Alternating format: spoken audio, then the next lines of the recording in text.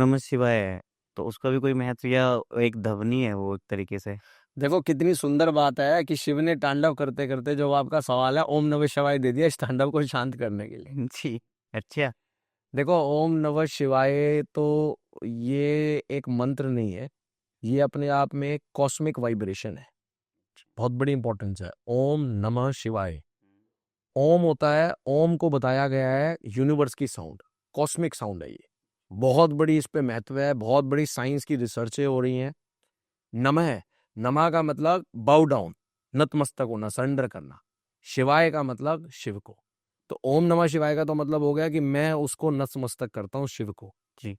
अब जो हम ये बोलते हैं ना नमः शिवाय, हम्म। देखो ये एक मंत्र नहीं है। इस पूरे मंत्र में हम जो बात कर रहे हैं ना शिव की, जी। इस पूरे मंत्र में नमः शिवाय में पूरे पंचभूत समाते हैं। न म शिवाय, जिन 5 तत्वों से आपका शरीर बना है, अर्थ, ठीक है, आपकी जमीन, अग्नि, अग्नि, आकाश, जल, वायु, ये पांचों का मिश्रण ही नमः शिवाय है, ये पांचों का। अच्छा, अब जब आप इसको बड़ा गहरे में जाके देखोगे, और ये मैं नहीं बोल रहा, ये प्रमाणित है, साइंटिफिक रिसर्चर्स ने करा है। मैं नाम बोल रहा हूं, एक बेंगलुरु की रिसर्चर हुई, उनका रिसर्च पेपर है। उन्होंने देखा है कि जब ओम ध्वनि है, जो ये मंत्र को उच्चारण कर रहा है, उसकी ऑटोमेटिकली अपने आप में जो आदमी का अंदर से फियर एंजाइटी है ना, वो अपने आप रेस्टलेसनेस शांत हो जाती है, जो इसका उच्चारण करता रहता है।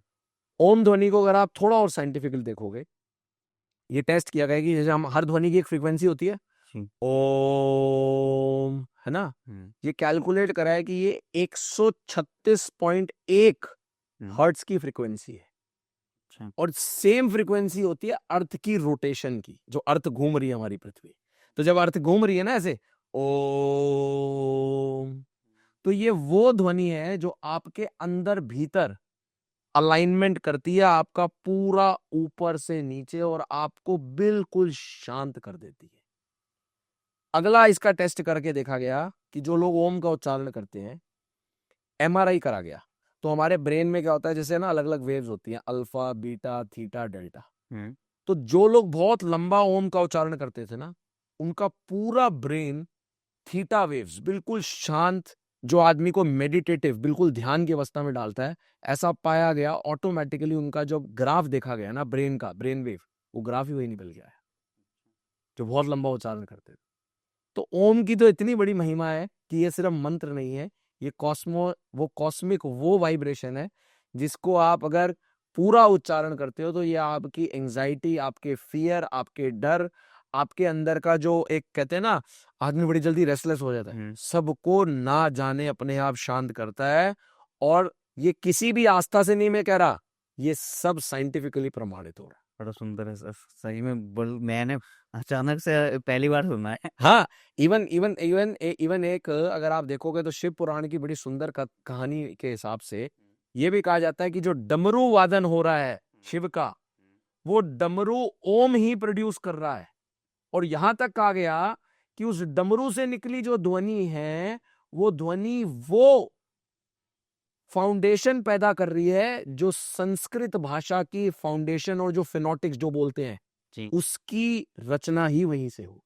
मतलब संस्कृत की रचना वहां से हुई हाँ, है। क्या बात। मतलब जो हम उच्चारण करते हैं संस्कृत भाषा की रचना। हम्म। और ऐसा नहीं है, साइंटिफिक के अलावा हर जगह देखो विद्यमान है। इवन गीता में, भगवत गीता में कृष्ण बोल रहे हैं, जी। कृष्ण क्या कह रहे हैं, out of all sound I am the syllable of Om. यानी कि ओम जो ध्वनि है वो सबसे सर्वोच्च है और सबसे प्रिय है मुझे। अच्छा। तो इससे बड़ा प्रमाण नहीं हो सकता। बाकी आप इसको अपने एक्सपीरियंस लेवल पे करना चाहते हैं, आप बोले ना बोले किसी को, आप मन में करें साइंटिफिकली। जी। चाहे आप ये भी ना सोचिए कि मैं कोई धार्मिक लेवल पे कर रहा हूँ, आपको बहुत फायदा होगा। और महाशिवरात्रि के दिन तो आप शांति से बैठ करके रात भर सोए ना, मेरुदंड अपने स्पाइन को सीधा रख करके बैठे एक जगह पे सरल, और आप ओम नमः शिवाय ओम का उच्चारण कीजिए, आपको उसकी 100% बहुत बहुत बहुत बेनिफिट मिले। करके देखता हूँ उस पर। बिल्कुल। ठीक है सर। अब इसी चीज में जैसे मैंने आपसे आपने मुझे विष विष के बारे में बता दिया, दांडव के बारे में बता दिया, ओम की ध्वनि बता दी। इवन यहां तक कहा जाता है कि हनुमान जी जी। जो भक्ति का इतने बड़े भक्ति के लिए आइडलाइज करते हैं ना, उनसे बड़ा कोई भक्त बताया गया है? नहीं। राम जी भी जब जो हनुमान जी भी जब राम जी पर मेडिटेट करते थे जी। तो वो ओम का ही उच्चारण करते थे। देखो मेडिटेट मैंने अपने भगवान पे करा, बट वो ओम धुनी इसलिए कॉस्मोस की है। और भगवान शंकर का क्या है, वो तो खुद ही फॉर्मलेस है ना। देखो ओम ओम जो ध्वनि है, ये ध्वनि भी फॉर्मलेस है ना। यही तो इस पे इतनी बड़ी बड़ी रिसर्च हो रही है कि यार ये ओम की क्या साइंस है। पहले हमें लगता था कि अरे यार ये तो एक मंत्र ही है, ये सिर्फ मंत्र नहीं, ये मंत्रों का मंत्र है, जी। ये यूनिवर्स और कॉस्मोस का मंत्र है, ये ध्वनि इतनी अद्भुत है। जी।